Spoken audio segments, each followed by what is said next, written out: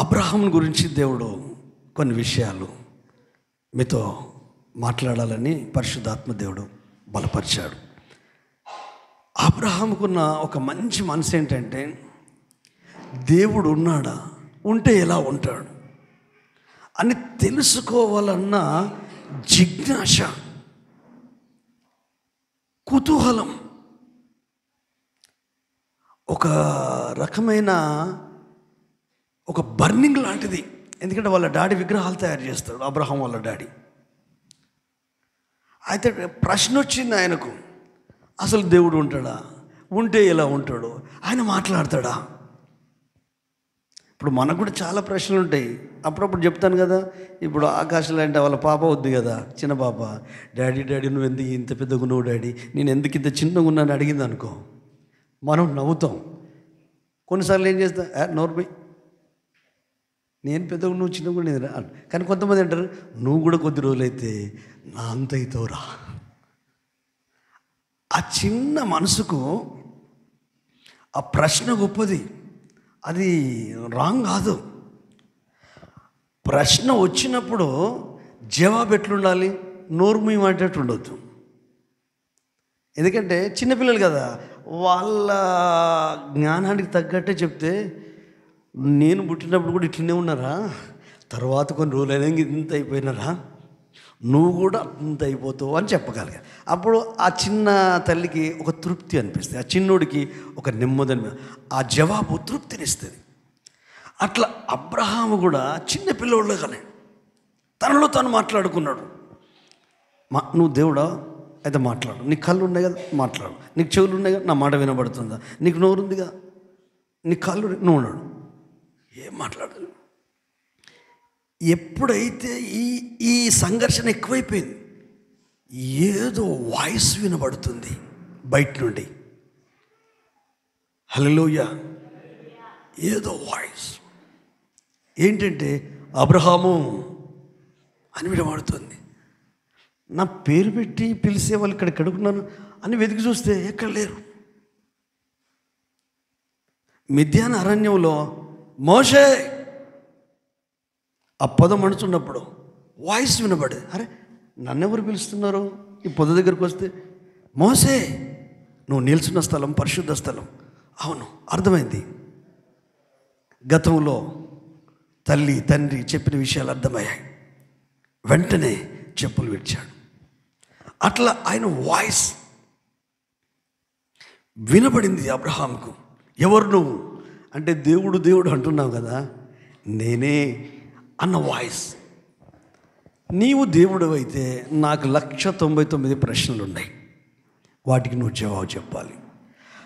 ఈయన అడగడము ఆయన చెప్పడం, ఈయన అడగడము ఆయన చెప్పడం, ఎక్కడి దాకా వెళ్ళింది తెలుసా? 12వ అధ్యాయంలో అబ్రహాము, నేను చూపించబోవు దేశమునకు నువ్వు వెళ్ళాలంటే నీ బంధువులను, నీ ఉన్న ఊరును వదిలిపెట్టి నువ్వు ముందు కొనసాగాలి అంటే, ఊరు పేరు ఏది చెప్పకున్నా కూడా, ఇవి సినిమా కాదండి. ఇది సినిమా అంటే అది అంతే. ఇప్పుడు సినిమాలో జైల్లో పడితే బయటికి రావచ్చు, ఇప్పుడు అల్లు అర్జున్ బయటకు వచ్చిండా ఒకరోజు. సినిమా కాదు, జీవితం కూడా సినిమా కాదు. అది అబ్రహాము ఎంత డీప్ రిలేషన్షిప్ అంటే, నేను చెప్తున్నా గమనించండి. ఎప్పుడైనా దేవునితో లోతైన అనుభవంలోకి వెళ్ళడానికి ప్రయత్నం చేయండి. పరిచయాలు కలిగి ఉండాలి, స్నేహాలు కలిగి ఉండాలి, బంధుత్వాలను కాపాడుకోవాలి. మనకున్న స్థితిగతులను మనం, ఆ మోరల్స్ను, వాటి విలువలను మనం కాపాడాలి. అదే సమయంలో నీ డీప్ రిలేషన్షిప్ ఎవరితో ఉండాలి? జీసస్తో ఉండాలి. కంగారు పడం. ఆదాము అవ్వలు ఇద్దరు ఉన్నప్పుడు ఏమైనా కంగారు ఉందా? ఏం కంగారు లేదు, హ్యాపీగా ఉన్నారు. ఏ గొడవలు ఉన్నాయా? ఏ కొట్లు? సైతాన్ గానికి అవకాశం సర్పం ఇచ్చింది. వాడు రాగానే మెల్లగా భార్యాభర్తల మధ్య గొడవ, హల్లెలూయా, సమస్య. అంతకుముందు లేదు గొడవ, అంతకుముందు లేదు సమస్య. టైం ఏర్పడకపోయేది, దేవునితో గడిపేది, దేవునితో ఉండేది. ఈ అనుభవము అబ్రహాముకు వచ్చింది. అందుకే అబ్రహాముని గురించి ఏమని రాస్తాడంటే యాకోబు, అబ్రహాము దేవునికి స్నేహితుడని పేరు కలిగింది. అంటే అబ్రహాముకే స్నేహితుడట దేవుడు అనే పేరు కలిగింది. మరి ఫ్రెండ్షిప్ అంటే పలకరిస్తేనే ఫ్రెండ్షిప్పా? పరిచయం కలిగి ఫ్రెండ్షిప్పా? మన ఆధార్ కార్డు బయట తెలిస్తే ఫ్రెండ్షిప్పా? ఏ ఊరో ఏ ప్రాంతం మనకి ఎంతమంది పిల్లలు అదే ఫ్రెండ్షిప్పా? కాదు. అంటే దేవునితో గడపడం ప్రారంభించాడు. అంటే మనకు అర్థమయ్యే భాషలు చెప్పాలంటే దేవునితో ప్రార్థనలో ఉండడం మొదలుపెట్టాడు. సంభాషణ, ఇద్దరుంటేనే సంభాషణ అవుతుంది, అంతేనే కదా. మనం ఇప్పుడు నేను మాట్లాడుతున్నా, మీరు మౌనంగా ఉన్నారు, దీన్ని ప్రసంగం అంటారు. సంభాషణ అంటే నేను మాట్లాడాలా, మీరు మాట్లాడాలా, మీరు మాట్లాడాలా, నేను మాట్లాడాలి, దాన్ని సంభాషణ అంటారు. బైబిల్లో ఉంది కదా, ఎంఐ ప్రాంతంలో ఇద్దరు శిష్యులు జరిగిన సంగతులను గురించి సంభాషించుచు ఆలోచించుకొనుచుండగా, అంటే వాళ్ళిద్దరు సంభాషించుకుంటున్నారు. ఇప్పుడు మనం ఏం చేస్తామంటే యేసయ్యను మాట్లాడినాం ప్రార్థనలో. ఎందుకు మాట్లాడినాం? మొత్తం మన కష్ట సుఖాలే చెప్తాం. ఎప్పటికీ ఉండేడే కదా ఈ బాధలు, కష్టాలు, నష్టాలు, సమస్యలు, అనారోగ్యాలు. కానీ అయ్యా నాకు కొంచెం బాధ అనిపిస్తుంది, మనసులో ఏదో వెళ్తుంది, భార్య పిల్లలు ఉన్నారు, కుటుంబం ఉంది, మంచి సంఘం సావాసం ఉంది, బయటనేమో నాకు మంచి విలువలు గౌరవాలు ఉన్నాయి, ఏదో గిల్టీ ఫీలింగ్ అవుతుంది, నెమ్మది అనిపిస్తలేదు. అన్నీ ఉన్నాయి, డబ్బు ఉంది, ఆస్తి ఉంది, అంతస్తు ఉంది, గౌరవాలు ఉన్నాయి, విలువలు ఉన్నాయి, కానీ అసంతృప్తి గుండె నిండా ఉంది, ఏదో లోటు ఉంది, నాకు అర్థం కావట్లేదు. అంటే ఆయన ఏం చేస్తాడు? ఆ లోటును ఫుల్ఫిల్ చేస్తాడు. మనకు తెలియకుండా ఏదో చిన్నది మనం మర్చిపోయాం అనుకుంటాం, కానీ అది మన మనసును మెలిపెడుతూ ఉంటుంది. అప్పుడు ప్రభు అంటాడు, నీ హృదయాన్ని కుమ్మరించు. అన్న కుమ్మరించిందే పిల్లలు లేరన్న బాధ, పనికిరంది వేధిస్తుందన్న బాధ, ఆ వ్యక్తికి పిల్లలు ఉన్నారన్న బాధ. హల్లెలూయా. అంటే ఆమె చేసింది ఏంటి? ఆ బాధనంతా దేవుని సన్నిధిలో కుమ్మరించింది. మన గుండెల్లో ఉన్న బాధను, మన మనసులో ఉన్న వేదనను మనుషులకి ఎవ్వలకు చెప్పుకోలేము. మన మూగ భాష ఆయనకు తెలుసు, మనకున్న తలంపులు ఆయనకు తెలుసు. అయితే ఆయన సన్నిధిలో గడిపిన ఏ వ్యక్తి అలసిపోవడం, హల్లెలూయా, అలసిపోలేడు. అబ్రహాము జీవితంలో దేవునితో ఎంతంటే ఒక డీప్ రిలేషన్షిప్. అనుమానాలన్నీ నివృత్తి చేసుకున్నాడు, కన్ఫ్యూజన్లన్నీ తొలగించుకున్నాడు. ఏ స్థాయికి ఎదిగాడంటే ఇప్పుడు నీ సొంత గ్రామాన్ని, నువ్వు ఉన్న ఊరును, కన్న తల్లిదండ్రులను ఉన్న పాటుగా వదిలిపెట్టి నేను ఒక దేశానికి పంపిస్తున్నాను, మీరు అక్కడికి వెళ్ళాలి అంటే చూడండి, ఎక్కడికి వెళ్ళాలో అడగలేదు. ఎందుకు అడగలేదు చెప్పండి? ఎక్కడికి వెళ్ళాలని? ఫ్రెండే కదా, క్లోజ్ రిలేషన్షిప్ కదా. నేను ముందుకు వెళ్తూ ఉంటాను, ఒకవేళ ఇదేరా బాబు నేను చెప్పిన ప్రాంతము అంటే అక్కడ ఆగిపోతాను. ఆయన మాట్లాడకపోతే కదా ప్రాబ్లము. అడుగడుగున ఆలోచన చెప్తూనే ఉండే, తనతోనే ఉంటూ ఉండే. ఈరోజు దేవుడు ఇక్కడ మీ అందరితో మాట్లాడేది ఏంటంటే, జస్ట్ దేవునితో గడపండి. హల్లెలూయా.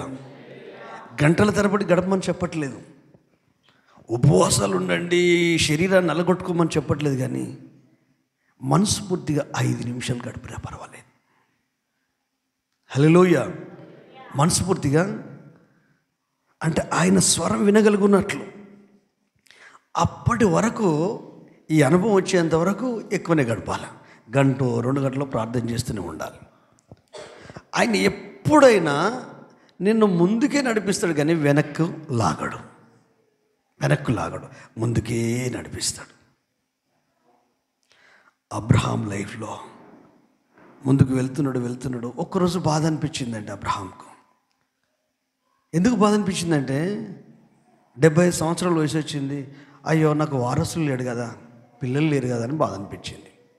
అప్పుడు ఎలియాజరు కాదు నీకు వారసుడు, నేను నీకు వారసుని ఇస్తానని చెప్తే దాని కొరకు ఇంచుమించు 25 సంవత్సరాలు ఓపిక పట్టాడండి. హల్లెలూయా.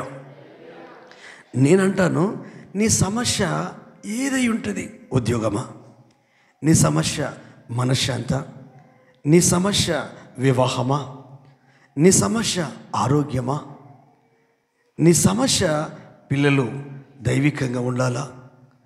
ఆ సమస్య ఏమంటుందంటే, అసలు నా బ్రతికింతేనా, నా జీవితం ఇంతేనా, ఈ సమస్య నుంచి నేను బయటపడలేనా, ఈ కష్టాల నుంచి బయటపడలేనా, నా భర్త మారడా, నా భార్య మారదా, బాప్తిసం తీసుకున్నారు, పరిశుద్ధాత్మ పొందుకున్నారు, మందిరానికి వస్తున్నారు, ఎందుకు నా భార్య లోపల మార్పు వస్తలేదు, ఎందుకు నా భర్త లోపల మార్పు వస్తలేదు, ఎందుకు నా పిల్లల లోపల మార్పు వస్తలేదు అంటే వీళ్ళంతా చేసేది ఏంటంటే, ఎప్పుడు కూడా ఎదుటి వ్యక్తిని చూడకండి, బయటి వ్యక్తులు చూడకండి. వాళ్ళు ఎందుకు మారలేదు, వీళ్ళు ఎందుకు మారలేదు, ఆ చెప్పే పాస్టర్ ఎందుకు మారలేదు, గుడికి పోయే వాళ్ళు ఎందుకు మారలేదు, ఇది నిన్ను ఒక కలవరంలో నడిపిస్తుంది. కానీ నేనెందుకు మారొద్దు అని ప్రశ్న వేసుకోవాలి. నేను ఏ విషయాల్లో చేంజ్ అవ్వాలి? ఎందుకంటే నువ్వు ఆయనతో గడుపుతూ ఉంటే, తండ్రితోనూ తన కుమారుడైన యేసుక్రీస్తుతో సహవాసంలో ఉంటే, ప్రార్థనలో ఉంటే, దేవుడు ప్రతి చిన్న విషయాన్ని కూడా చెప్తాడు, చిన్న విషయాన్ని కూడా మాట్లాడతాడు. ప్రతిదీ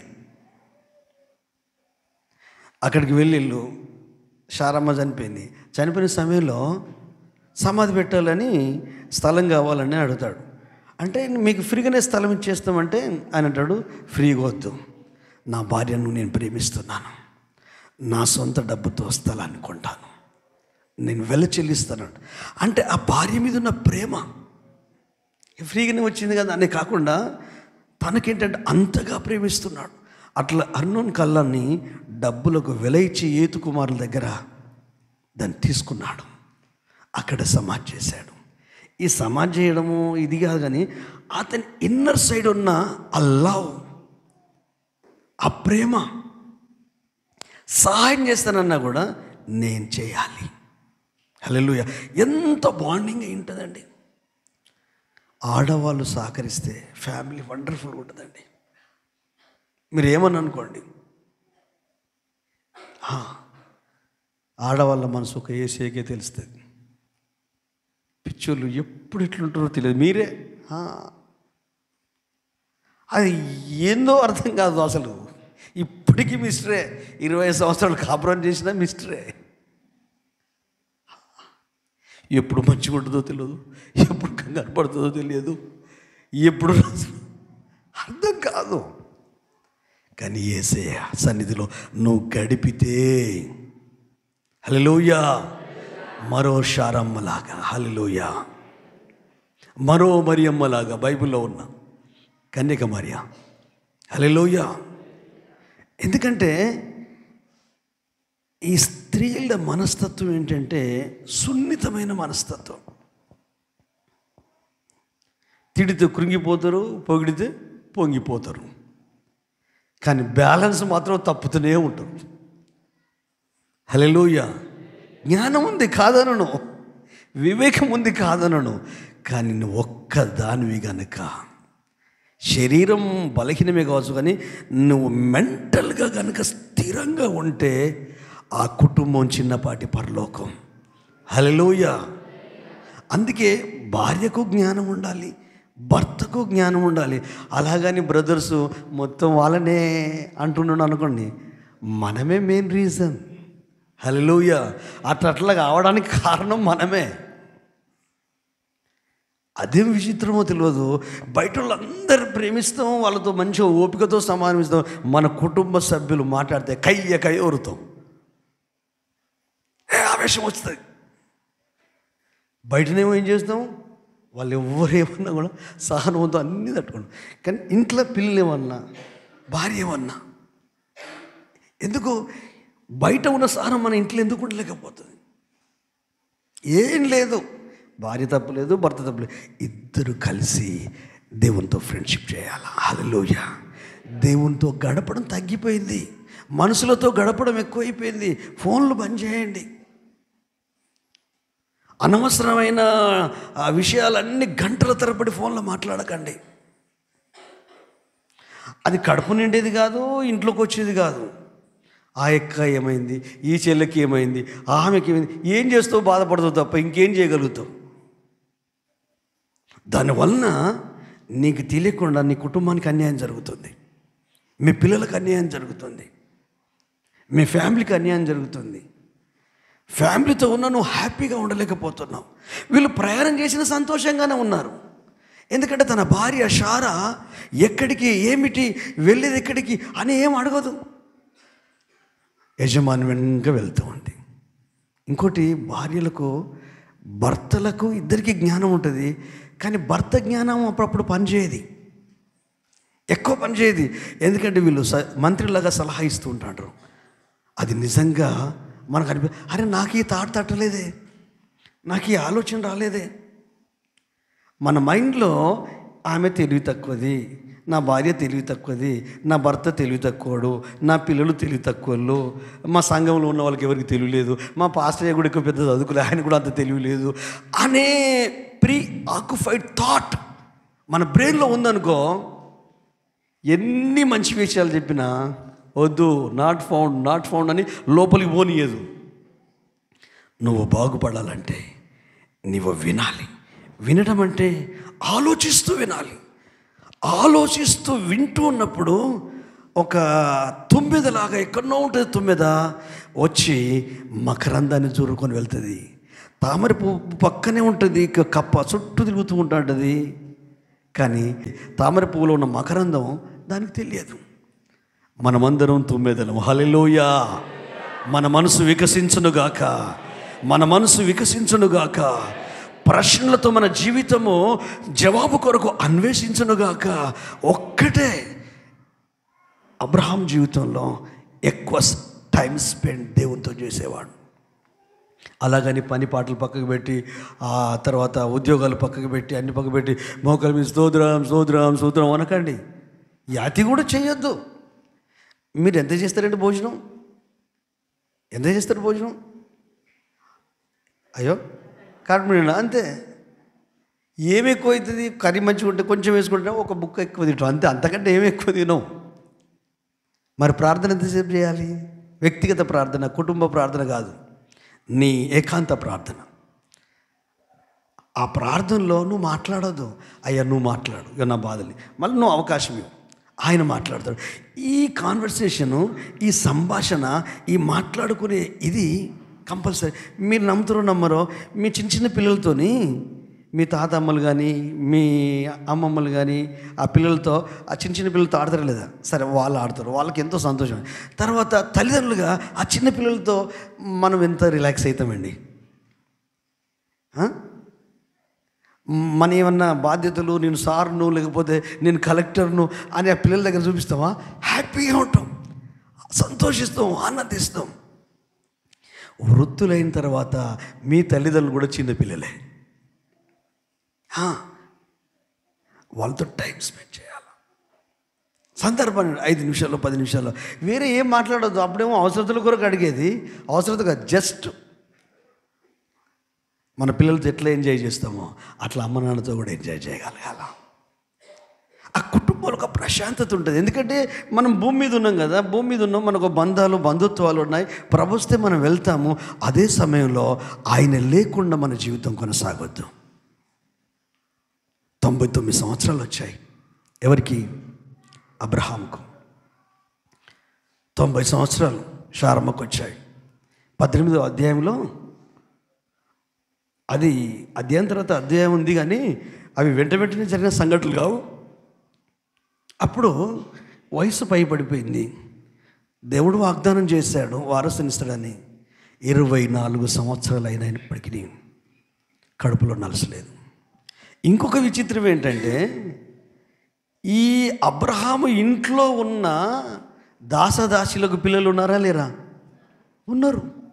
300 మంది, 318 మంది అబ్రహాము ఇంట పుట్టి అలవర్చబడిన వాళ్ళు ఒక యువ సైన్యం, యువకులు, యంగ్స్టర్స్, మగపిల్లలు. వాళ్ళకు యుద్ధ నైపుణ్యాలు నేర్పడండి. రాజు కూడా కాదు. లోతు పట్టబడ్డాడని తెలిస్తే లిటరల్గా యుద్ధం చేశారండి. అక్షరార్థకంగా రాజులతో యుద్ధం చేశారండి. ఆ ఒక్క కుటుంబం కొరకు, లోతు కుటుంబం కొరకు, ఆ రాజ్యంలో ఉన్న సొదొమ గొమొర్రా రాజ్యంలో ఉన్న వాళ్ళందరినీ, ఆడపిల్లలను, మగపిల్లల్ని, ఆస్తిని అన్నిటిని తీసుకొచ్చారు. వీళ్ళు యుద్ధంలో ఓడించారు.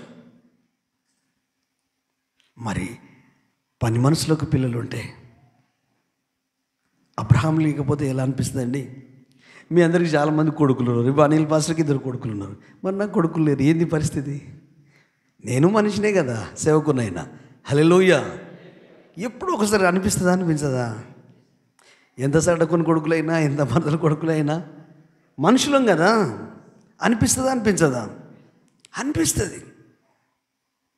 అయ్యో వంశాంకురం లేదు కదా, బాధ అనిపిస్తుంది. ఆయన సన్నిధికి వెళ్ళి ప్రేయర్ చేసుకుంటా. హల్లెలూయా. నేనేం బాధపడుతుంటే మీరు బాధపడతారు. అందుకనే నా బాధ దేవుని సన్నిధిలో పెడతా. హల్లెలూయా. అంతే. మరి దానికి మనం ఏం చేయలేము. ఇచ్చినట్టు ఇచ్చి తీసుకున్నాడు, నో ప్రాబ్లం. కానీ ఉన్నన్ని రోజులు హ్యాపీగా ఉండాలి. హల్లెలూయా. వాళ్ళే నా పిల్లలు అనుకుంటా, నో ప్రాబ్లం. అందుకనే చార్లెస్ వెస్లీతో ఎక్కువ ఇదైతా, జాన్ వెస్లీతో కొంచెం పెద్దగా అవుతాడు కాబట్టి ఎక్కువ ఇది ఉండదు. కానీ వీడే ఏది 3 నెలల నుండి వీడినితోని ఆడుకునేది. మరి ఆ అనుభవం హల్లెలూయా ఉంటుంది, అందరికీ ఉంటుంది. అబ్రహాం కూడా ఉంది. ఒకవేళ అబ్రహాం పని మనుషులు, దాసదాసులు అనుకోకపోవచ్చా? ఇంత ప్రార్థన పరుడు, ఇంత దైవికంగా ఉన్నాడు, ఈయనకే పిల్లలు లేరు అని కొంతమంది చెవులు ఊరుకోవచ్చు. కొంతమంది పిల్లలు పుట్టరు, ఆయన లోపల ఏ లోపం ఉందో. వీళ్ళే ఆయన మోచేతి కింది నీళ్లు తాగుతూ ఆయన దయాదాక్షలతో బ్రతికే ఈ దాసదాస్తులు అని ఉండొచ్చు. అది మనసును ఎంత గాయం చేస్తుంది, పిల్లలు లేని వాళ్ళని ఎంత గాయం చేస్తుంది. నీకంటే పిల్లలు ఉన్నారు, సంతోషంగా ఉన్నావు. వాళ్ళకు లేని వాళ్ళకి ఎంత బాధ ఉంటుంది. ఆ బాధ కలుగొద్దు అంటే బాధ రాకుండా మాట్లాడాలి వాళ్ళతోని. అసలే గర్భఫలం లేదు, ఆడపిల్ల లేదు, మగపిల్ల లేదు, ఇప్పటికీ పెళ్ళి అయింది, అసలు పిల్లలు లేకుండా వాళ్ళు ఎంతోమంది ఉన్నారు. వాళ్ళ కొరకు మనం కన్నీటి ప్రార్థన చేయాలి. అయ్యా, మా సంఘంలో చాలామందికి పిల్లలు లేరయ్యా. పెళ్ళి 15-20 సంవత్సరాలు అవుతుంది, 5 సంవత్సరాలు, 7 సంవత్సరాలు. కాబట్టి నువ్వు పిల్లల్ని, ఆడపిల్ల మగపిల్ల ఎవరు ఒకరిస్తే ఆ గొడ్రాలనే నింద తొలగిపోతుంది కదా. అది చెడ్డ సమాజం. తెలిసిన వాళ్ళు కూడా నవ్వుతూ అంటారు, ఎగతాళి చేస్తూ అంటారు. కానీ ఆకాశం అందు ఆసీనుడైన వాడు నీ యాటిట్యూడ్ చూస్తున్నాడు, నీ అల్లిపాన్ని చూస్తున్నాడు. ఒక్కసారి చూసిండు అనుకో, కథమే మనం. అందుకే మన వలన ఇతరులు హ్యాపీగా ఉండాలి, ఆనందంగా ఉండాలి, సంతోషంగా ఉండాలి. ఆ బాధను మర్చిపోయగలిగేటట్టు ప్రార్థన చేయాలి. వారికి గర్భాలు తెరవబడునుగాక, దేవుడు ఆయన కార్యము జరిగించునుగాక. మనం ఆత్మీయులం, వాక్యాన్ని విని ప్రజలం. మనలో నిజమైన మార్పు రావాలి. రోమా 12:2 మనసు మారాలి, అంతటితో ఆగిపోద్దు. నూతనం అవ్వాలి, అంతటితో ఆగిపోద్దు. రూపాంతరము చెందాలి. ఇది లైఫ్ లాంగ్ ప్రాసెస్. మన శ్వాస ఎట్లయితే కొట్టుకుంటుందో ఇది ఎప్పటికప్పుడు రెన్యూ అవుతూనే ఉండాలి. డే బై డే అట్లా పర్ఫెక్షన్లోకి భౌతికంగా, ఆత్మీయంగా, ఆర్థికంగా ఎదిగి దీవించబడతాం. చాలా బాధలు ఉన్నాయి. కానీ ఆ బాధలు, ఆ కష్టాలు, ఆ కన్నీళ్ళు, ఇటు వయసు పైబడింది, ఇటు పిల్లలు లేరు, ఆస్థ విస్తారంగా ఉంది, బంగారమా ఉంది, పని మనసులో ఉన్నారు, దేవుడా ఉన్నాడు, జయాలు ఇస్తున్నాడు, ముందుకెళ్తుంటే అన్ని రకాలు ఉంది. కానీ ఇతడు వయసు పైబడినా ఆధ్యాత్మికంగా ఈ పరిస్థితులను బట్టి కూడా కృంగిపోలేదు. ఏం చేశాడు తెలుసా? ఎండవేళ మిట్ట మధ్యాహ్నం పట్టపగటిలి గుడారము ద్వారము దగ్గర కూర్చున్నాడు అబ్రహాము. హల్లెలూయా. ఎందుకు కూర్చున్నాడు? ఇప్పుడు వయసు పైబడిన వాళ్ళు సామాన్యంగా ఏం చేస్తారు చెప్పండి? చిన్నపిల్లలు ఎక్కడ పొద్దున లేవగానే ఆకలి అవుతుంది. అవలలా మీ అత్తలు ఉంటే కొంచెం లేవగానే మీ చిన్నపిల్లలు పెడుతుంది, అట్లా పెట్టండి. వాళ్ళు తిండి తప్పేం తినరు, వాళ్ళకి పెట్టండి. నేను దీవించాలి పోయేటప్పుడు. దేవునికి స్తోత్రం. మీరు కూడా మీ తండ్రులో మీ తల్లులో వాళ్ళ ఉదయకాలం లేవగానే, మా ఇంటి ముందు ఒక పెద్ద మనిషి ఉన్నాడు, వెంకటస్వామి నాకు తెలుసు, ఏలయ్య సార్. అయితే నేనైతే ఎప్పటికీ ఆశ్చర్యపోతా. 8:30, 9 లోపు వంట చేసేస్తాడు అంతే. ఆయనే నీట్గా కూరగాయలు కోసి మొత్తం వంట చేశాడు. వాళ్ళ భార్య హార్ట్ పేషెంట్, ముసలోళ్ళు 70 సంవత్సరాలు ఉంటాయి. కానీ మనిషి ఐరన్ మ్యాన్ లెక్క ఉంటాడు, మన క్రిస్టఫర్ స్టార్ లెక్క. ఎందుకంటే అంతే స్టిఫ్గా ఆ నడుచుడు అట్లా నడుస్తాడు ఆయన. అయితే 9 గంటలకు చేస్తాడు భోజనం, తర్వాత మళ్ళీ 12 గంటలకు చేస్తాడు భోజనం, మళ్ళీ 3 గంటలకు చేస్తాడు భోజనం, మళ్ళీ సాయంత్రం 8 గంటలకు చేస్తాడు భోజనం. అంటే ఆకలిగినప్పుడు పడుకుంటాడు. 9 గంటలు తిన్నాడు అనుకో, కొంచెం కునుకు తీస్తాడు, అర్ధగంట గంట, మంచిగా బలమేనే. మీరు ఎప్పుడైనా చూడవచ్చు, కునుకు తీస్తాడు. కానీ ఎంత హెల్తీగా ఉన్నాడు, ఎంత ఆరోగ్యంగా ఉన్నాడు. ఈ 20-30 సంవత్సరాలు ఉన్న మన పిల్లలు కూడా అట్లా ఉండలేరు. అంటే మెంటల్ ఏంటంటే ఏది పెట్టుకోవాలి మనసులో. వయసు పైబడిన వాళ్ళకు కొంచెం ఆకలి అయితే టైంకి తినాలనిపిస్తాడు. ఈ మనిషి తిన్నాడు, నిద్రపోలే 99 సంవత్సరాలు. ఎండవేళ సామాన్యంగా వేసవికాలం ఇంట్లలో ఉన్న వాళ్ళు, పనులకు పోయిన వాళ్ళ గురించి చెప్పట్లేదు, కానీ ఇళ్ళల్లో ఉన్న వాళ్ళు ఏం చేస్తారు? మధ్యాహ్నం తిన్న తర్వాత కొనుక్కు తీస్తారు. వయసు సహకరించిన వాళ్ళు ఇంత కడుపులో పడిందంటే కొంచెం పడుకుంటారు, మళ్ళీ లేవగానే మళ్ళీ ఆకలి అనిపిస్తుంది. పిట్ట మీద వాళ్ళు ఏం కొంచెం తినేదే కొంచెం, దానికి మనం గుప్పగిస్తూ ఉంటాం. మరి నీ పిల్లలకు తిని బిడ్డ, తిని బిడ్డ, వాడు తిననంటే తిని పెడతా అంటాం. పిల్లలు అయిపోతారు కదా. అందుకే నువ్వు దేవునితో గడిపితే దేవుడు నీకు జ్ఞానం ఇస్తాడు. దేవునితో గడిపితే ఈ భూమి మీద నువ్వు ఎట్లా ఉండాలి, నీ ఫ్యామిలీతో, నీ కుటుంబంతో, నీ చుట్టుపక్కల వారితో ఎలా జీవించవచ్చో, నీ ఫ్యామిలీ మెంబర్స్తో, భార్య భర్త పిల్లలు ఫ్యామిలీ అంతా. ప్రార్థన పరుడు కనుక, ప్రార్థనలో గడిపే వ్యక్తి కనుక నిరాశలు లేవు, నిస్పృహలు లేవు. ఎప్పుడైతే దేవుని సన్నిధి మనకు తగ్గిపోద్దో, ఎప్పుడైతే ప్రార్థన జీవితం, ప్రార్థన అంటే ఏం చేస్తున్నాం మనం?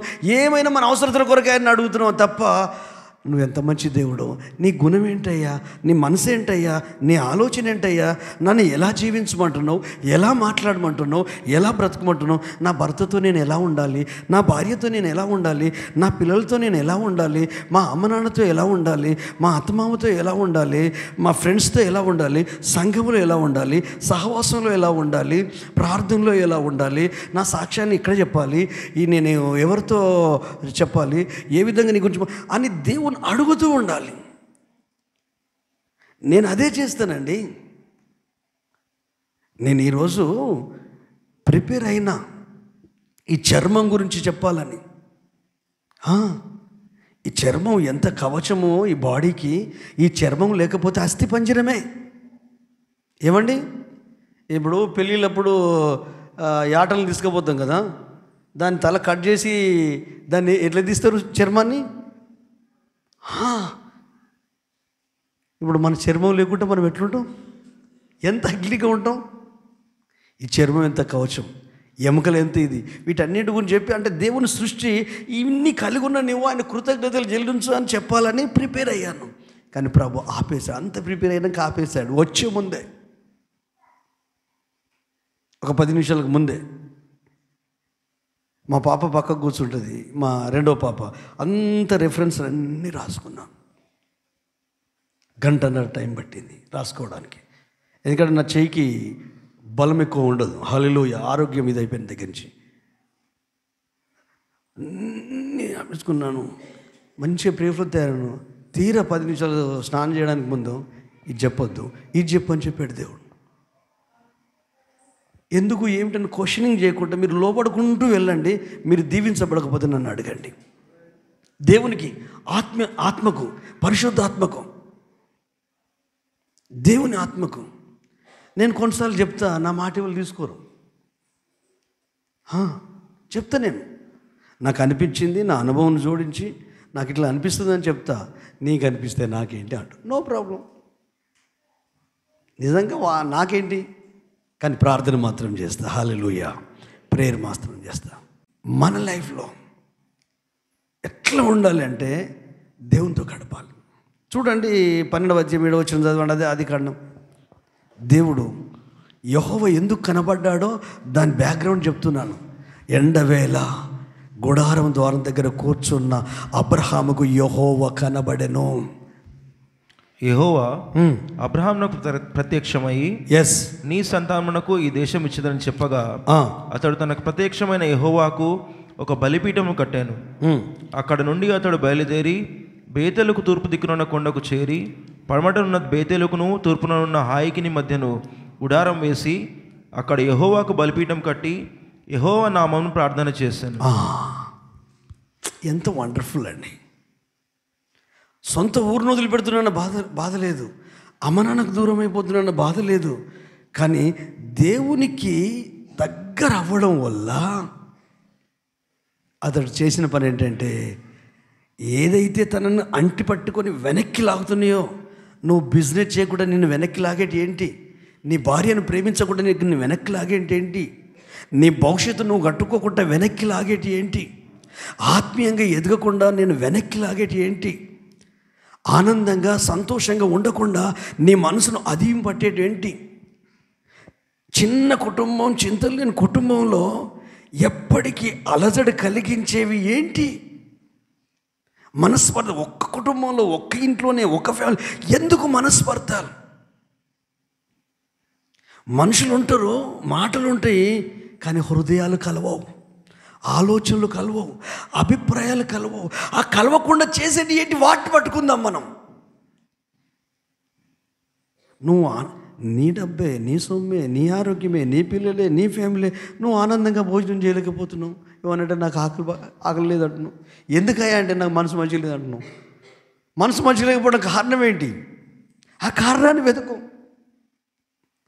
ఒక్కటి మీకు బల్ల గుద్ది చెప్తా అండి, ఎదుటి వ్యక్తి ఫ్యామిలీ మెంబర్స్ కావచ్చు, ఇంకెవరైనా నన్ను అర్థం చేసుకోవాలి అని మాత్రం అనుకోకండి. అక్కడనే స్టార్ట్ అవుతుంది బాధ. భార్య అవ్వచ్చు, భర్త అవ్వచ్చు, పిల్లలు అవ్వచ్చు, తల్లిదండ్రులు అవ్వచ్చు. కానీ ఇంకొకటి అనుకోండి, నేనే అర్థం చేసుకోవాలని అనుకోండి, ఎవరికి వాళ్ళే, ఎంత నెమ్మది ఉంటుందో, ఓపిక వస్తుంది, జ్ఞానం వస్తుంది, వివేకం వస్తుంది, ప్రాబ్లమ్స్ అన్నీ సర్దుమణిగిపోతాయి. హల్లెలూయా. అది నేను అభ్యాసం చేస్తున్నాను, ఎక్సర్సైజ్ చేస్తున్నాను. నేను చెప్పేది సింపుల్గా అనిపించవచ్చు, కానీ చాలా చాలా కష్టం, చాలా కష్టం. ఇతని ఏది లాగలేదు వెనక్కి, బయలుదేరి వెళ్ళాడు. ఈ యాటిట్యూడ్ని చూసిన దేవుడు, ఈ మెంటాలిటీని చూసిన దేవుడు, ఈ మనస్తత్వాన్ని, ఈ ప్రేమను, ఈ అంతరంగంలో ఉన్న స్థితిని చూసిన దేవుడు యెహోవా ప్రత్యక్షమై మాట్లాడుతున్నాడు. హల్లెలూయా. ఈ దేశాన్ని నీకు, నీ సంతానానికి ఇస్తాను, నేను విడిపిస్తాను, నేను ఆశీర్వదిస్తాను, నేను దీవిస్తాను. నువ్వు జ్ఞానం మీద ఆధారపడుతున్నావు. కొద్ది వరకే, ఈ 4 గోడల వరకు నాకు తెలిస్తే మీరు కనపడతారు అంతే. ఆ గొడవతలను ఎవరు తెలియదు.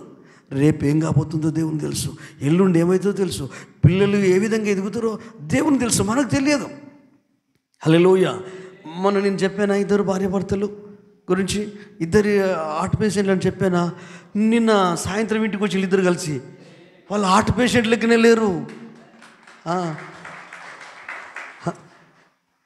ఆశ్చర్యం. నేను భయపడ్డాను, ఏంది మరి ఇట్లా వచ్చి ఆపరేషన్ కావాలంటే, డబ్బులు లేవు పాస్టయ్య, డబ్బుల కొరకు ప్రార్థన చేయించుకోవడం కొరకు వచ్చాము. 2 కలిపి 6 లక్షలు కావాలి. ఈమె కండిషన్ సివియర్గా ఉంది, ఆయన కండిషన్ 4 వాల్స్ అవి బ్లాక్ అయిపోయినాయి. మ్యాక్స్ కేర్లో ఒక వారం రోజులు ఉన్నాడు, 1,50,000 బిల్ అయిపోయింది. ఈమెకు 70,000 అయిపోయింది కేర్ హాస్పిటల్ హైదరాబాద్లో. ఆమెకు ఆపరేషన్ అయిన టైంకు పీరియడ్స్ వచ్చినాయి, ఆపేసిళ్ళు. ఆ తర్వాత మళ్ళీ ఆపరేషన్ టైంకు డాక్టర్ ఇప్పుడే వద్దులే అని అన్నాడట. తర్వాత ఈయన పరిస్థితి చాలా సివియర్. వాళ్ళిద్దరూ బస్సు ఎక్కి వచ్చిండ్రు. వాళ్ళ ధైర్యము, వాళ్ళ విశ్వాసం చూస్తే చాలా ఇది అనిపించింది. అదే సమయంలో మూర్ఖంగా కూడా ఆలోచించకండి, ఎందుకంటే డాక్టర్లు చెప్పారు. కాబట్టి మీరు ప్రయాణాలు చేయకండి. హైదరాబాద్ కూడా పోయి వచ్చారట వాళ్ళు చెప్తాను. అంటే నాకు అనిపించింది, భయమే మనిషిని చంపేస్తుంది, ధైర్యం మనిషిని ఇంక కొద్ది దూరం ఆపరేషన్ అయ్యేంత వరకు బ్రతికిస్తుంది. అయితే ఆయన ఆపరేషన్ చేసుకుని అంటున్నాడు. వాళ్ళ కొడుకు నాకు ఫోన్ చేసి పంజాబ్ బ్యాంక్లో చేస్తాడు, జనగాంలో, గవర్నమెంట్దే. అయితే అంకుల్ మీ మాటకు విలువ ఇస్తాడు, మీరు చెప్పింది వింటాడు, డాడీకి మీరంటే చాలా గౌరవం.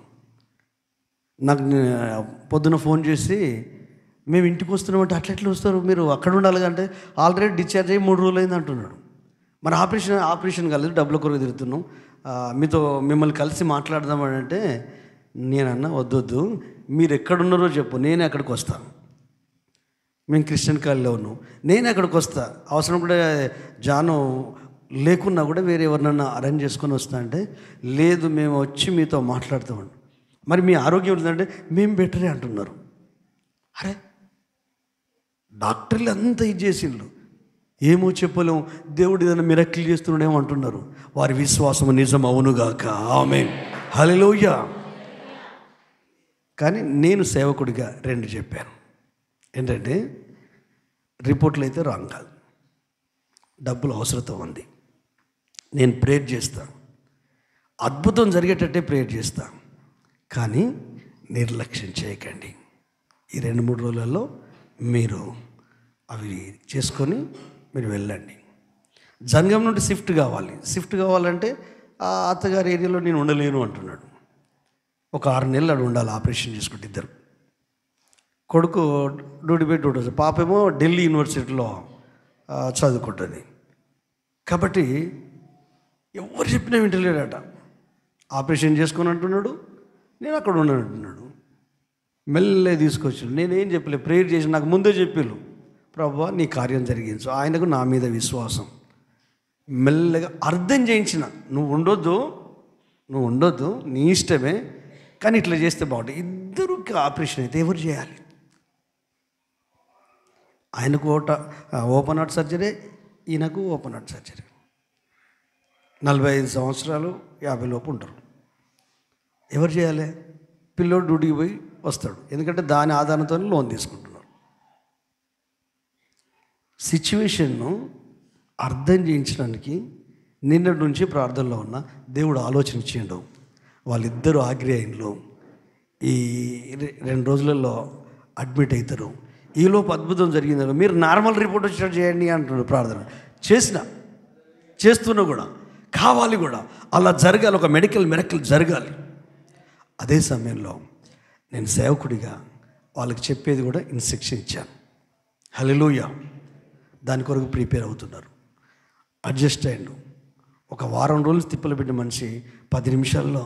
అంటే నాకు అనిపించింది, నా మాటకు నా మీద నాకే అప్పుడప్పుడు ఉండదు, అసలు జనాలకు ఇంత విశ్వాసం ఉండదని లిటరల్గా నా దాకా వస్తే అర్థమైంది.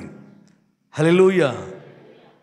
అప్పుడు నేను ప్రభుని స్తుతించాను. హల్లెలూయా, హల్లెలూయా.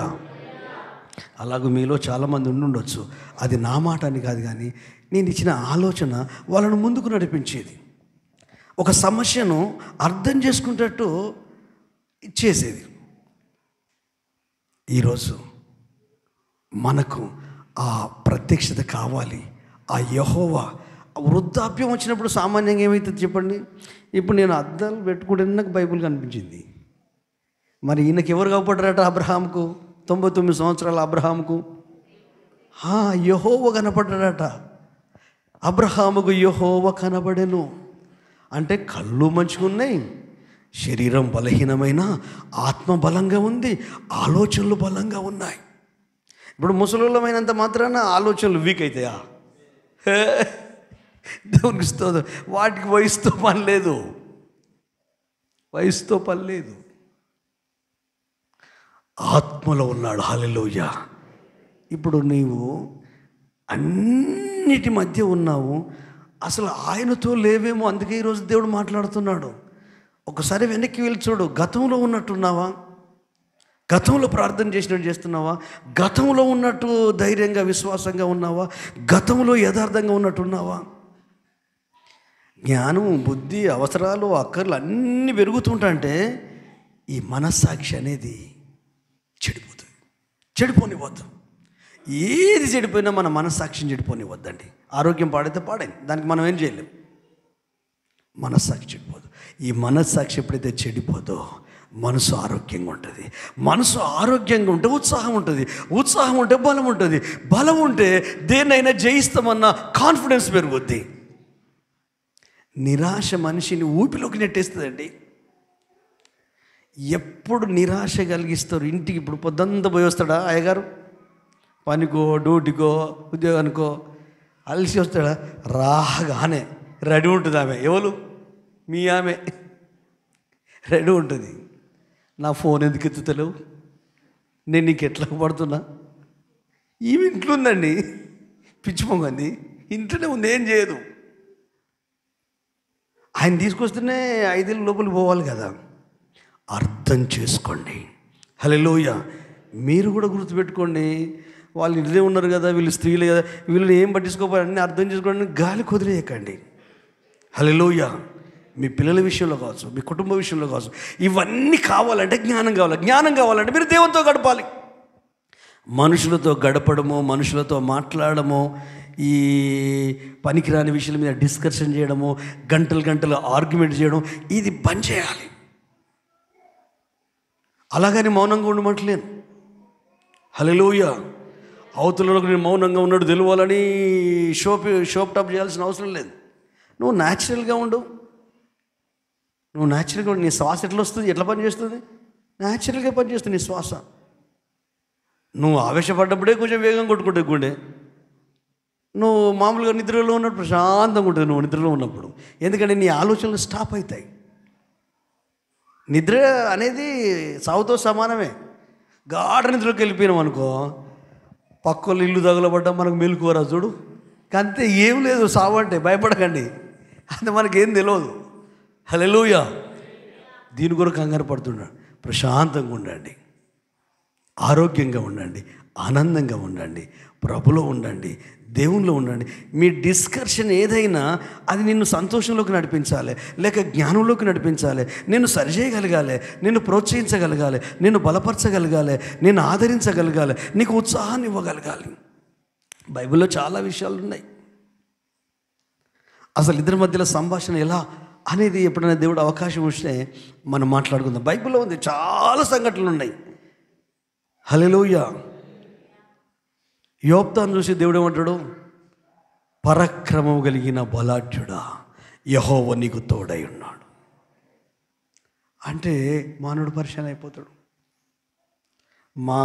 మాది కులం తక్కువ, గోత్రం తక్కువ, ఈయనేమో పరాక్రమం గల బలాఢ్యుడు అంటాడు ఏంటి? అంతే, దేవుడు అదే. బైబిల్ చదివితే ఎంత ఎనర్జీ వస్తుందోనండి. అది అర్థం కావాలి, కానీ అర్థం చేసుకోవాలి. కానీ జుంటి తేనె దారులు అని ఉంది బైబిల్ గురించి. క్రొవ్వు మెదడు దొరికినంత తృప్తి అని ఉంది ఆ వాక్కులో ఉన్న శక్తి. అయితే దీన్ని ఏం చేసిందంటే, ఇది క్రైస్తవులు, ఇది గుడికి వెళ్ళేటప్పుడు పట్టుకపోయేది అని అనుకుంటున్నా. మీరు మనసు పెట్టి మీకు అర్థమైన అర్థం కాకపోయినా 4 సువార్తలు పదే పదే ఎందుకు చదవమంటుందంటే, క్రీస్తుని కేంద్రంగా చేసుకొని ఒక థీరీలాగా, ఒక పిహెచ్డి లాగా చదవండి. పిహెచ్డి లాగా. ఆయన చుట్టూ అందరూ మనుషులే ఉంటారు కదా. ఇప్పుడు అంతేంది క్యారల్స్ అంటే ఏంటిదండి?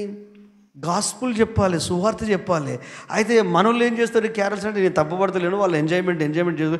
12 దాటిన తర్వాతకి వీళ్ళు ఇంటింటికి వెళ్తారు. వెళ్ళి ఏం చేస్తారు? ఎవరి ఇళ్ళకి వెళ్తారు? క్రైస్తవులు గుడికి వచ్చిన వాళ్ళు ఇంటికే పోతారు. వాళ్ళు ఏమన్నా ఇస్తే తీసుకుంటారు, తింటారు. ఇది కాదు. ఇప్పుడు డీజేలు, డ్యాన్సులు, గందరగోళం. నీ ఆత్మ ఎట్లా ఎలిజబెతును మరియా కలుసుకుంది. మరియా కడుపులో 6 నెలల శిశువు యేసుక్రీస్తు కానీ ఏం జరిగింది? 3 నెలలు 6 నెలలు మొత్తం మీద అయితే గంతులు వేస్తున్నాడు. హల్లెలూయా. వందన వచనం వినగానే, ఎలిజబెత్ వందన వచనం వినగానే లోపల శిశువు గంతులు వేస్తున్నాడు. మన ఆత్మ గంతులు వేయాలంటే మనం ఆయనతో గడపాలి. హల్లెలూయా. నేను మనుషుల దగ్గర నుండి జవాబు పొందుకోవడానికి వెతకను. నాకు తెలియని విషయం తెలిసిన వాళ్ళని అడిగి తెలుసుకుంటాను. నేను గుండె గురించి మాట్లాడినప్పుడు ఒక తెలిసిన తమ్ముడు ఉన్నాడు. ఆ తమ్మునికి ఫోన్ చేశాను, యూట్యూబ్ సెర్చ్ చేశాను. కొన్నిసార్లు యూట్యూబ్ అంతా రాంగ్ ఉంటుంది. ఆల్రెడీ ఫీల్డ్లో ఉన్నాడు. మన ఉస్మానియా యూనివర్సిటీలో, ఉస్మానియా హాస్పిటల్లో దాదాపు డాక్టర్ అయిపోయాడు. ప్రైవేట్గా ప్రాక్టీస్ కూడా చేస్తున్నాడు. ఎంబీబీఎస్ మొత్తం మీద ఏదో. అప్పుడు మన దగ్గరకు వచ్చేది వాళ్ళు. వాళ్ళ అమ్మమ్మ చనిపోయినప్పుడు ఇక్కడనే జ్ఞాపకార్థ కూటమి పెట్టి వాళ్ళ కొరకు ప్రార్థన చేసినాం. మనమే చర్చి అండగా నిలబడ్డాం. ఆ తమ్ముని అడిగి తెలుసుకున్నాను. చాలా విషయాలు చెప్పాడు. ఇవి అట్లా కన్ఫర్మ్ చేసుకొని చెప్పాను. హల్లెలూయా. తెలియని విషయాన్ని తెలుసు అనుకొని ఇక ఇట్లా చెప్పుడు ఉండదు. ఇప్పుడు నేను అన్ని అనుభవంతో చెప్పినవి బైబిల్లో ఉన్నాయి. భౌతికమైన కూడా అనుభవంతో చెప్పినాయి. కొంచెం ఆచరించి చూడండి, ఆలోచించి చూడండి. దేవుడు జ్ఞానం ఇచ్చి నీ కుటుంబాన్ని ఆనంద డోలర్లో ముంచేస్తాడు. మీ పిల్లలు అంటారు, మా అమ్మ నాన్నకు మీకు జన్మించడం మాకు ధన్యత అనుకుంటారు. మీ భార్య అనుకుంటుంది, ఈయన నాకు దొరుకుడే ధన్యత. మీ భర్త అనుకుంటాడు, ఈమె నాకు దొరుకుడే ధన్యత. ఎందుకంటే ఇద్దరికి జ్ఞానం ఉంది, ఇద్దరు దేవుని స్థలంలో గడిపిస్తారు. అయితే వీళ్ళు ఏం చేస్తారంటే మిగతాది ఎక్కువ, దేవుంది తక్కువ. కష్టమైతే కొన్నిసార్లు మనుషులు, ఫ్యామిలీ ఎవ్వరు మనతో ఉండరు. కానీ అన్ని సమయాలలో దేవుడు ధైర్యాన్ని ఇస్తాడు. ఆ ధైర్యం నేను చవి చూశాను. హల్లెలూయా. కొన్నిసార్లు నేను నా సమస్య ఒంటరిగా అయిపోయినాం. అనుభవాలు మీలో చాలామందికి ఉన్నాయి. అప్పుడు ధైర్యం లేదు, చావుకు దగ్గర అయిపోయాను. చూస్తే ఇద్దరు 2 సంవత్సరాల పిల్లలు, 1.5 సంవత్సరం పిల్లలు, కవల పిల్లలు.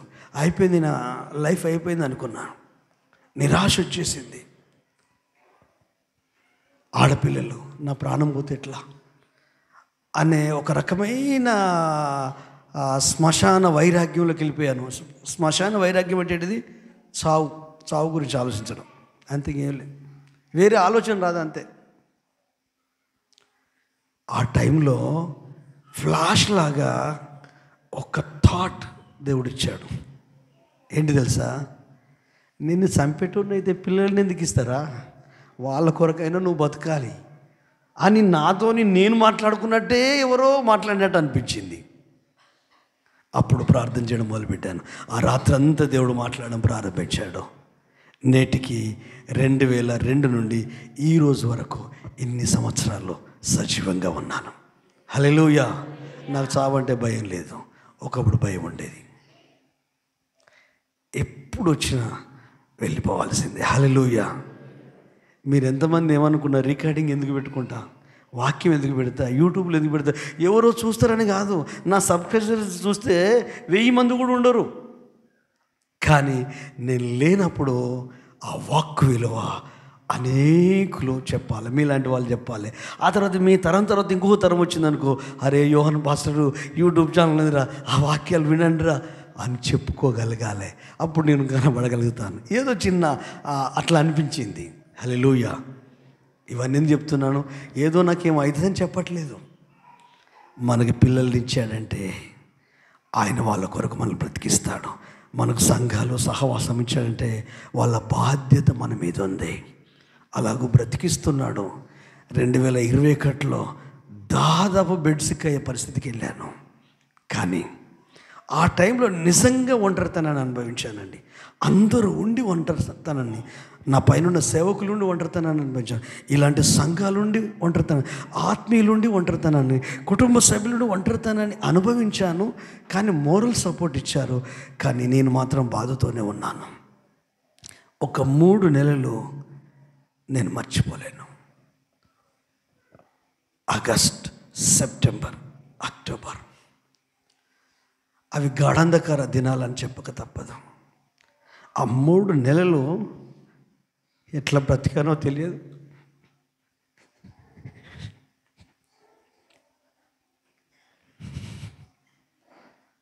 ఆ బాధ అనుభవించి నాకు తెలుసు. ఏదేదో ఎక్స్పెక్ట్ చేశాను, కానీ ఒక్కటి అర్థం చేసుకున్నాను, నేను తప్ప ఇంకెవ్వరు ఉండరు. మన కష్టకాలంలో మీకు కూడా అన్ని అనుభవాలు ఉన్నాయి. మీ కష్టకాలంలో వాక్యం చెప్పి నేను లేకపోవచ్చు, ఇక్కడున్న వాళ్ళు లేకపోవచ్చు, మీ ఫ్యామిలీ మెంబర్స్ లేకపోవచ్చు, ఉండొచ్చు. కానీ ఆ టైంలో మాత్రం దేవుడు మనతో ఉంటాడు, యేసయ్య మనతో ఉంటాడు. హల్లెలూయా. ఒక చిన్న పల్లవి ఎత్తండి. నా మట్టుకైతే బ్రతుకుట క్రీస్తే, చావైనాది నాకెంతో మేలు. నా మట్టుకైతే బ్రతుకుట క్రీస్తే, చావైనాది నాకెంతో మేలు. ఇదిగో దేవా ఉన్నానయ్యా, ఇదిగో దేవా ఉన్నానయ్యా, దయతో నన్ను గైకొనుమయ్యా. నా యేసయ్యా నేనేమైనా ప్రభువా, నిన్ను స్తుతిస్తాను, నాకేమున్నా ప్రభువా, నీ కర్పిస్తాను. నేనేమైనా ప్రభువా, నిన్ను స్తుతిస్తాను, నాకేమున్నా ప్రభువా, నీ కర్పిస్తాను. నేనేమై ఉన్నానో నీ దయ వలనేనయ్యా, నేనేమై ఉన్నానో నీ దయ వలనేనయ్యా.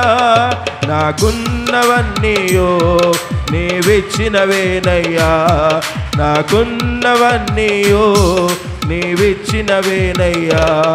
నేనేమైనా ప్రభువా, నిన్ను స్తుతిస్తాను, నాకేమున్నా ప్రభువా, నీ కర్పిస్తాను.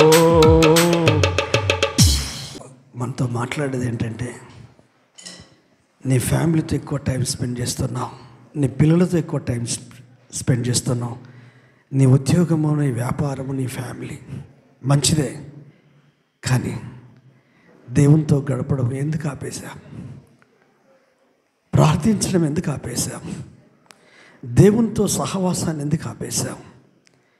నీ ఒంటరి ప్రార్థన ఎందుకు ఆపేశాం? నీ ఏకాంత ప్రార్థన ఎందుకు ఆపేశాం? అసలు నీ మనసులో దేవుడే లేడు తెలుసా? నీ హృదయంలో దేవుడే లేడు తెలుసా?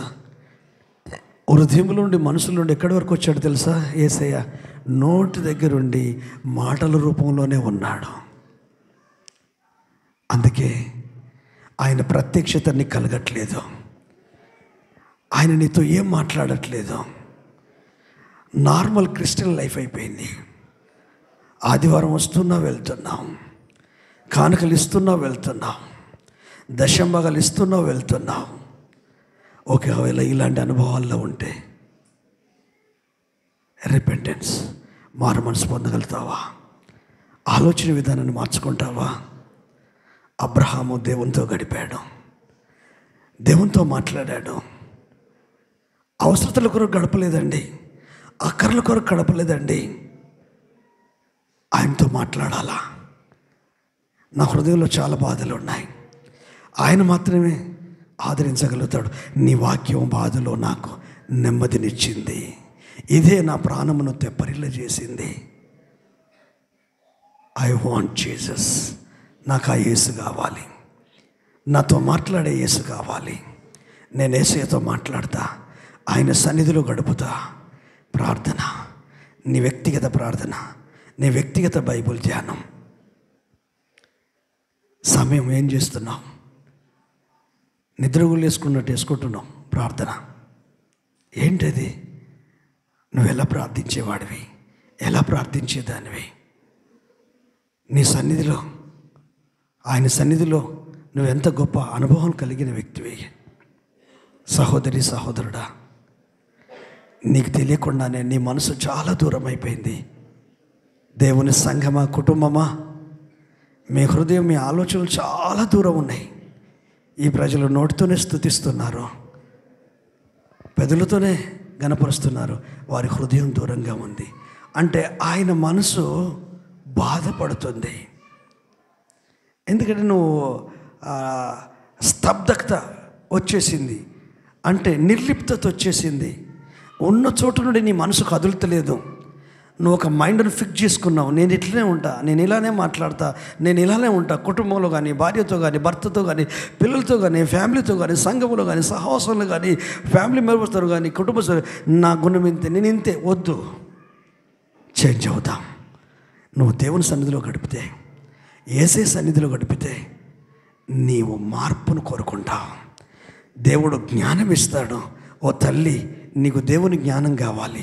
ఓ తండ్రి, దేవుని జ్ఞానం కావాలి. ఓ చెల్లి, నీకు దేవుని జ్ఞానం కావాలి. ఓ తమ్ముడు, నీకు దేవుని జ్ఞానం కావాలి. ఓ సంఘమా, నీకు దేవుని జ్ఞానం కావాలి. ఆ జ్ఞానం ప్రార్థనలో ఉన్నప్పుడు దొరుకుతుంది. ఆ జ్ఞానం నువ్వు మనసు విప్పి దేవునితో మాట్లాడినప్పుడు దొరుకుతుంది. ఆ జ్ఞానము నీవు మనసు విప్పి ఆయన సన్నిధిలో నువ్వు నాతో మాట్లాడు ప్రభువా అంటే ఆయన అనేక విషయాలు ఆలోచనల ద్వారా, తలంపుల ద్వారా, నిర్ణయాల ద్వారా నీతో మాట్లాడతాడు. నీ కుటుంబాన్ని కడతాడు, నీ గృహాన్ని కడతాడు, నీ ఇంటిని కడతాడు.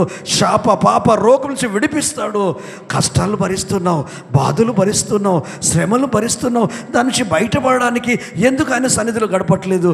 జీవితాన్ని ఎందుకు సరి చేసుకోవు? కుటుంబాన్ని ఎందుకు సరి చేసుకోవు? నీ మనసును ఎందుకు మార్చుకోవు? ఆయనకు ఎందుకు సమయం ఇవ్వవు? ఆదివారం అంటే సమయం ఇవ్వు, ప్రార్థనలు అంటే సమయం ఇవ్వు, ప్రత్యేకమైన మీటింగ్లు అంటే సమయం ఇవ్వు. నీకు ఆయుష్కాలం ఇచ్చాడు కదా, అధిక బలం 70, 80, 100 సంవత్సరాల వరకు. ఇంత ఆయుష్కాలం ఇస్తే ఆయన సన్నిధిని గురించి తక్కువ వేసుకుంటున్నావా? ఏదో నలుగురు కుటుంబాలు కలిసి వెళ్తున్నారు అనుకుంటున్నావా? నిన్ను నడిపించేది ఆయనే తెలుసా? నీ ఊపిరి ఆయనే, నీ గుండె ఆయనే, నీ శ్వాస ఆయనే, నీ ధ్యాస ఆయనే. హల్లెలూయా. అందుకే ఈ సంవత్సరము నా అనుభవాన్ని పాఠరూపకంగా పెట్టుకున్నాను. హల్లెలూయా. నా శ్వాస, నా ధ్యాస యేసయ్యనే. హల్లెలూయా, హల్లెలూయా, హల్లెలూయా, హల్లెలూయా. సహోదరి సహోదరుడా, నేను అనుభవంతో చెప్తున్నాను. అన్ని రకాల అనుభవాన్ని అనుభవించి నాకొక లైఫ్ టర్నింగ్ అయింది. నా ఆలోచన విధానం మారింది.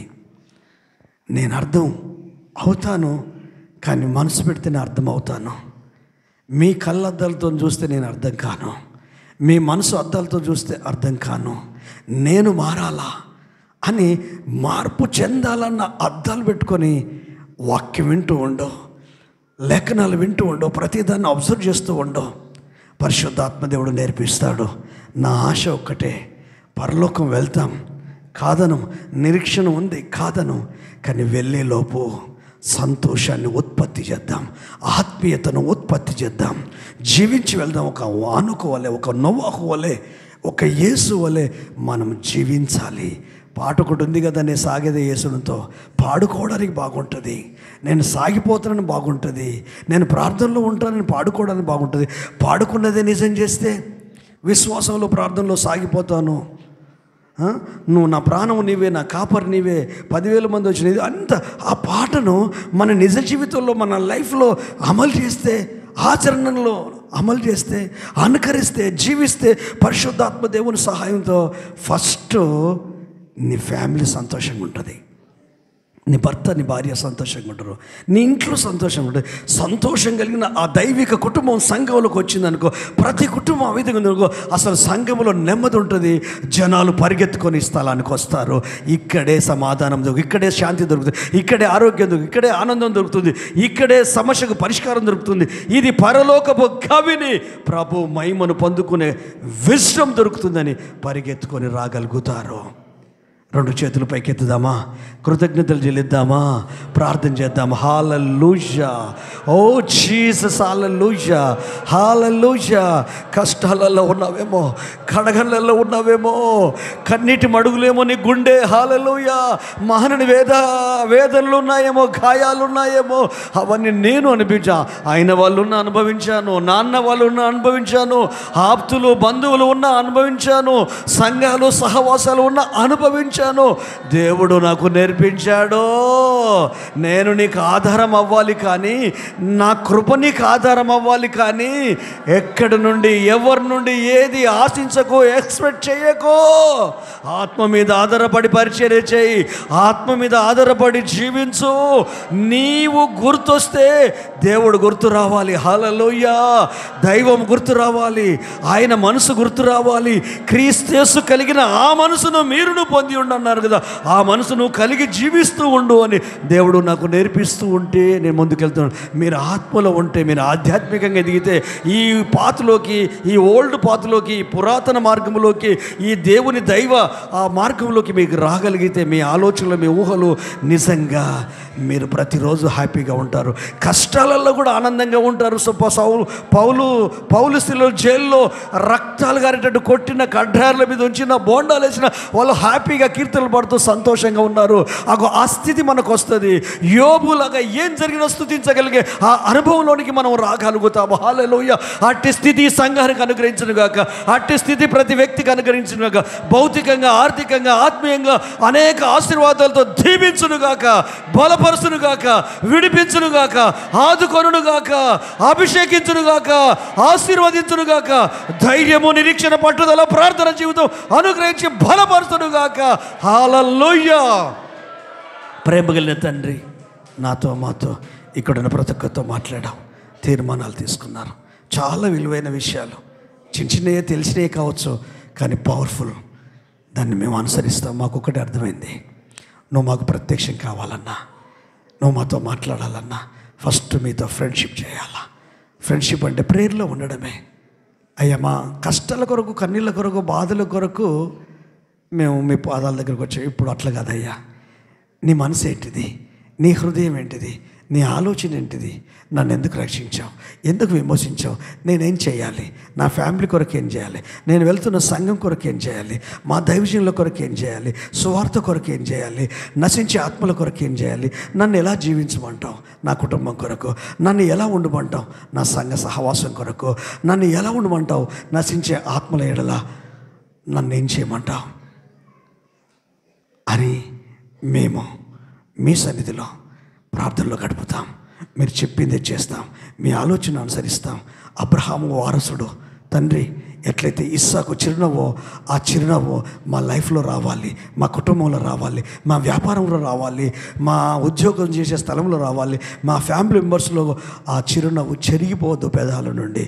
ఆ ఆనందం పుట్టించాలంటే నువ్వు చెప్పు ప్రభా, నా భార్యతో, నా భర్తతో, నా పిల్లలతో, నా కుటుంబంతో మీతో ఎలా ఉండాలో నేను అదే చేస్తానని నీ బిడ్డలందరూ తీర్మానం తీసుకున్నారు. ఒక్కొక్కరు నువ్వు బలపరచు, దీవించు, అభిషేకించు, ఆశీర్వదించు, మీ ఆత్మకార్యం జరిగించు నాయన. బలహీనలు జ్ఞాపకం చేసుకోండి, కృంగిపోయిన వారిని లేవనెత్తండి. న్యూ ఇయర్ కొరకు సిద్ధపడుతున్నాం, కృప చూపండి, సహాయం చేయండి. ఇక్కడ ఉన్న ప్రతి ఒక్కరిని మీ ప్రేమగల హస్తాలకు సమర్పిస్తూ నజరుడైన యేసు క్రీస్తు అతి శ్రేష్టమైన నామంలో అడిగి వేడుకొంచున్నాము పరమ తండ్రి. ఆమేన్.